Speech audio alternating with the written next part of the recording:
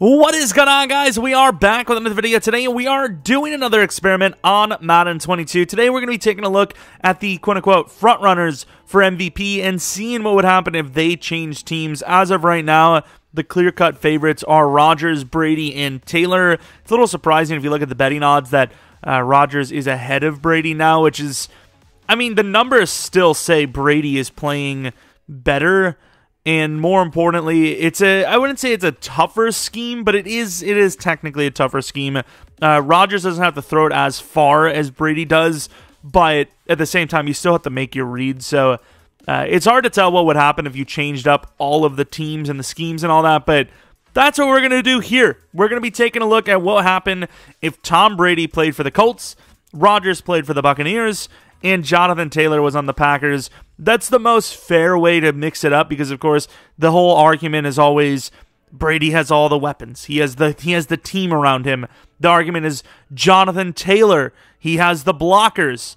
The Rodgers argument is really just, it's actually kind of, even as a Packers fan, it's actually kind of unfair to everyone else around the team and the league that Rodgers doesn't have a whole lot of talent. If you look at the way the team plays and the way the team is schemed up, we actually have a ton of talent. The only problem is the offensive line, which I will say, considering the injuries, has played all right. This is literally, if you're not a Packers fan, you're not even watching the Packers, this is what the roster looks like on a day-to-day basis.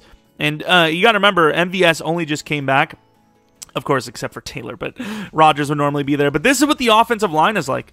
This is literally what the team is.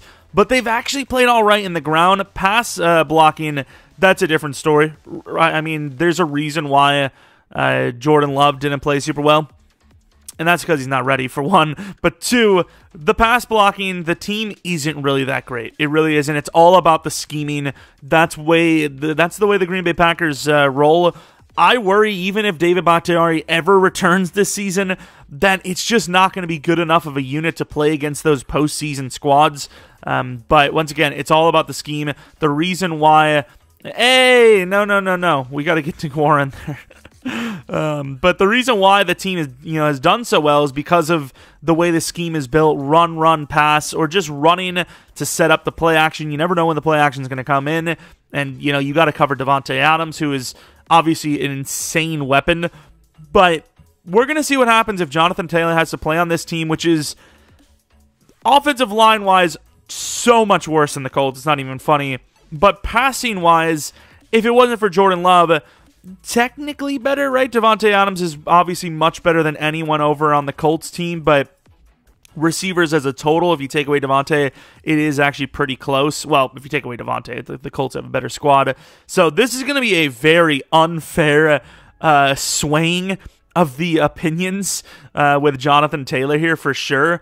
This is a really bad situation. Even with Tom Brady here moving around, he at least has something to work with, right? Like the Colts, they have, once again, we mentioned a few times now, a pretty damn good offensive line, but their receivers are a little bit bad. But the defense, they've got some pieces on defense as well. It's not that bad. You take away Jonathan Taylor, you still have Marlon Mack, you still have Hines, who may have... Did he have a career... not a career. That would be a little harsh. A season-ending injury? I don't even know. But, of course, Jonathan Taylor definitely being discredited quite a bit because of that offensive line, which it's kind of fair, but at the same time, even when there are big holes, there's still opportunities for players to take on Jonathan Taylor. But I will say, that offensive line is absolutely nuts. Quentin Nelson is just killing it right now for the Colts. But another thing is our expectations of Jonathan Taylor kind of ruining his season as well? Because I don't think there's a single person in the, I wouldn't even say in the NFL, or just people that watch the NFL, that didn't think Jonathan Taylor was going to have a big year. That was literally the talking point last year. Jonathan Taylor is going to go off. He's going to go off. We all know he's going to go off. And then he goes off. Also, hello? 93 throw power.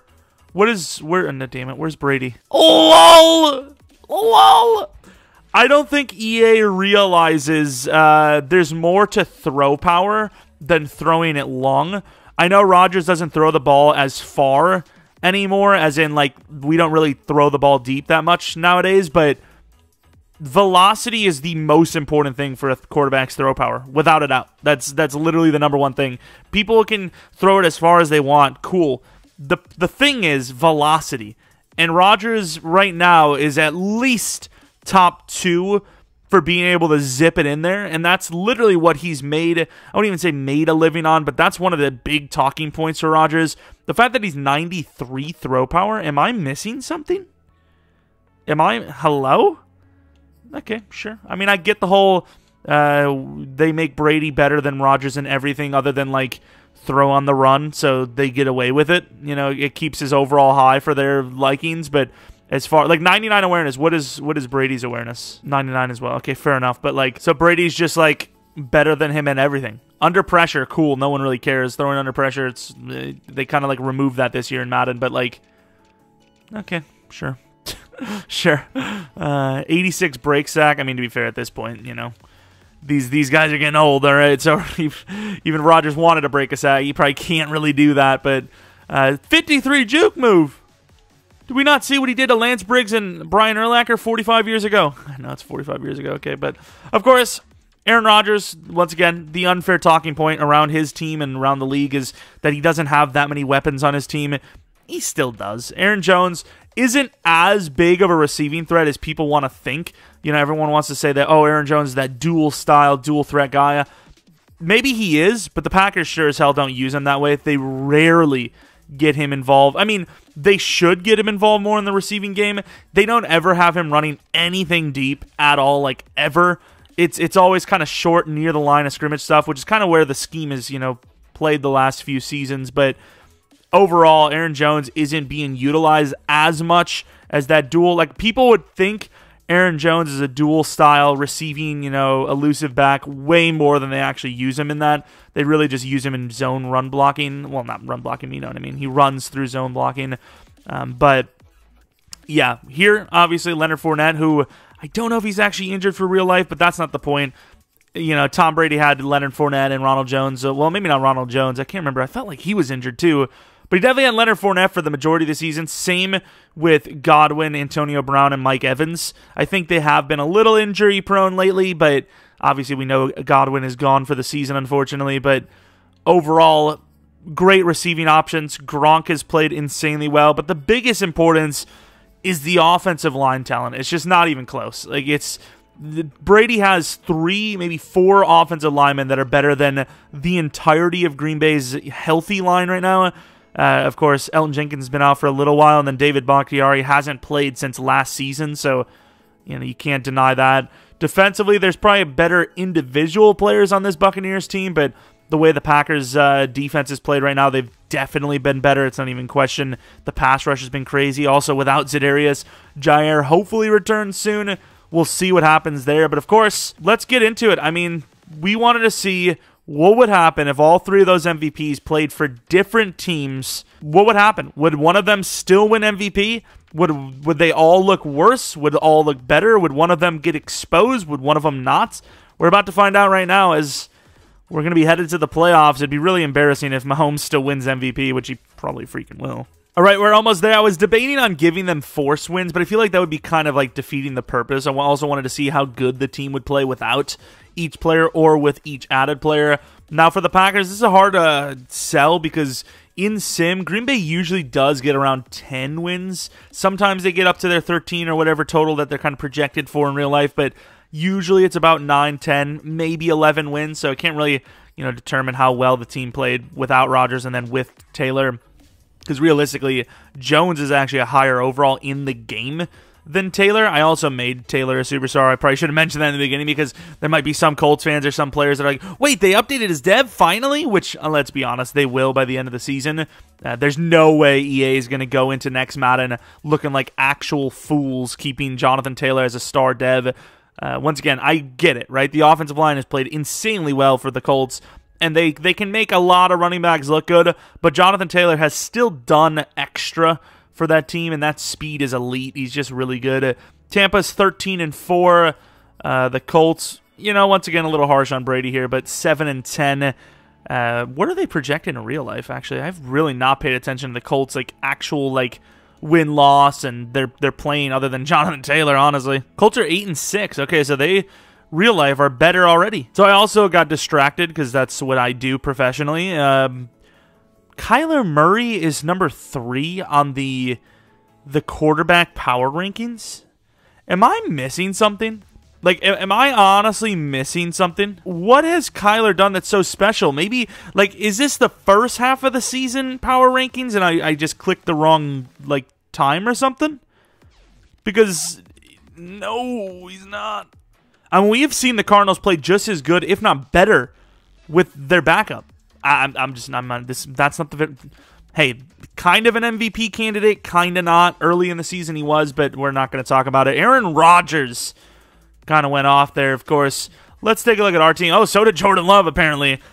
Jonathan Taylor, 1336, 4.3 yards per carry and 9 touchdowns on the season, which, of course, that is low, right? Like, he already, I would assume, already has that. Like, maybe even a couple yards more than that. What does he have? He has 1,500 yards total with 17 touchdowns. And receiving, I'd imagine, has got to probably be like another 300 or 400 or so. I'm not 100% sure, but absolutely insane in real life. Although joining the Packers with their limited, offensive line didn't really work out so much. Passing attack is pretty solid here, obviously, helped by Jonathan Taylor. But yeah, look at the offensive line. Just sack totals given up 29 off the edge, 7 on the interior. Josh Myers, I don't even know if he played there, I didn't even see. But defensively, I guess it's important to pay attention to these things, but not really too important. Not too impressed by any of that. Let's take a look at Rodgers because we already had the look, and then we'll go look at Brady, who's kind of the outlier, it seems, because I didn't see him on the list there. Almost 6,000 yards. So Rodgers breaks the yards record in a season. 47 touchdowns, 13 interceptions, which by real-life standards definitely will not be getting that. He's played really well, touchdown to pick ratio and all that, but he's not getting that yards. He's not getting that. Well, he could get the touchdowns, but that would be insane. But he's definitely not getting the yards. Well, maybe not that many touchdowns, but close enough. Completion percentage 70%, which is really insane. Don't think he's getting that in real life either. Leonard Fournette, really solid numbers. Rodgers had some rushing numbers. Almost 4 guys with 1,000 yards receiving, which is insane. I didn't change the lineup at all. I didn't even go on either of the teams. I just went to the Packers because the running back one was a little bit more, editing needed. I had to change Aaron Jones's overall a few down, and I had to pull him off the starting roster and then to make sure that Jonathan Taylor was the starter and all that. Looking at the Colts, so Brady, way worse. He actually has better than that already in real life. He has 3 more touchdowns than that and the exact same amount of picks. As far as yards go, he's like 400 more in real life as well. Completion percentage is like a whole % up. Passer rating is actually a little... Wait, what? Wait, what? His passer rating's better here, but he has worse yard... Oh, to be fair, maybe... I would say his yards per attempt is obviously better in real life as well, right? I don't know. It's weird, but... Yeah, Brady, not great there. Not looking great, changing to a team with lacking weapons. Once again, I did say that it is kind of the most unfair for... and MVP does go to Rodgers, fair enough. What about the others? Of course, Jordan Love. Jonathan Taylor, no. So, Rodgers had the most to gain, obviously. That Buccaneers team in Madden specifically is insane.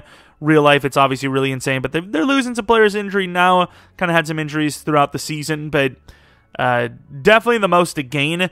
Brady had the most to lose, and he did. The Colts, receiving game is nowhere near that of Tampa's, without a doubt. And then once again, Jonathan Taylor also had quite a bit to lose as well, because all he really gained was Devontae Adams. And, once again, that really doesn't... Well, I guess Jordan Love played really well, better than Carson Wentz has in real life. Not that it's, super fair, because obviously... Jordan Love's numbers here are some numbers I don't even know as a Packers fan I'll ever be able to see him have. But overall, we obviously know that the winner of the MVP award was Rodgers. Might even be Rodgers in real life. And I have no idea if Tampa's in it still. The Colts were not in it at all. And the Super Bowl is between the Cowboys and the Raiders. So... the Buccaneers are not in it either, so no matter what, it seems like all three are not going to be a part of the Super Bowl, which would be very saddening, but at the same time, it feels like Brady's probably the best chance to do it anyways. Cowboys win an insane one. That would probably go down as the best Super Bowl ever. You know, just off of scoreline, how close it was and all that. We don't know the details. It could have been like 49 to freaking 30, and then the whole game, and then the Raiders finally woke up. Who knows? But of course, the Packers losing here by 5. How was Jonathan Taylor? Not great, but I mean, could have been a lot worse. And then the other team that made it was the Buccaneers. Oh, they actually almost made it all the way. They lost in the championship round. Shocker. Rodgers losing in a championship round? When does that ever happen? Oh, man. It's really harsh on him, though, because outside of the Seahawks one, really not his fault. The Seahawks one, I mean, that whole damn team deserved to lose the way they played. They played insanely well, but they sold. Obviously, Rodgers played really well there. Similar to last year, not really Rodgers' fault, but they did kind of choke at the end, unfortunately. But, yeah, we now know, based on Madden, if you changed all the players around, it would be interesting if, it's kind of annoying I didn't do Brady to the Packers, but I felt like it would have been the most fair this way. Rodgers going to the Colts would be more unfair than Tom Brady, because at least with the Brady argument is, oh, he has insane players around him, whereas Rodgers was already, he's already playing with, quote-unquote, an iffy roster, so him going to the Colts would be really unfair, but, I felt like this is the best way to do it, because otherwise it would have been Brady and Rodgers switching teams, and then where does Jonathan Taylor go, so based on this, which I felt like was probably going to be the outcome, Rodgers is the most deserving MVP. I mean, I'm not a Packers fan. I'm not biased or anything, right? But anyways, if you guys enjoyed this one, maybe leave a like, subscribe if you're new. Follow me on Twitter, Jeromepkr, second channel, PK Plays. And then, once again, should be a stream at on twitch.tv/Jeromepkr around 10 p.m. Central Standard Time with Week 2 of our Raiders franchise. And I say Week 2 because Week 1 will be later today at around 5 p.m. Central Standard Time on this channel, of course. So, some good things coming up. I was supposed to do a rebuild today, but I kind of fell behind, and I was like, I'll just do all this. We'll have a rebuild on Saturday. Tomorrow will probably be another Dolphins episode. Saturday might just be a single upload as well, a rebuild, because freaking NFL, man, they've got games every day. How am I supposed to freaking upload content? You got games every damn day. Give me a chance here. Freaking monopolizing. Well, they've already got that, but anyways, thanks for watching. Hopefully you guys come back. If you want to see any more experiments like this, you want to see, I don't freaking know, like Mahomes on the Lions. I don't know. If you have some sort of scenario you want to see, let me know in the comment section below. Maybe we could do like a draft redo type of thing. Let me know in the comment section below, but that's about it. Thanks for watching. Hopefully you guys come back for next video, but until next video, see ya!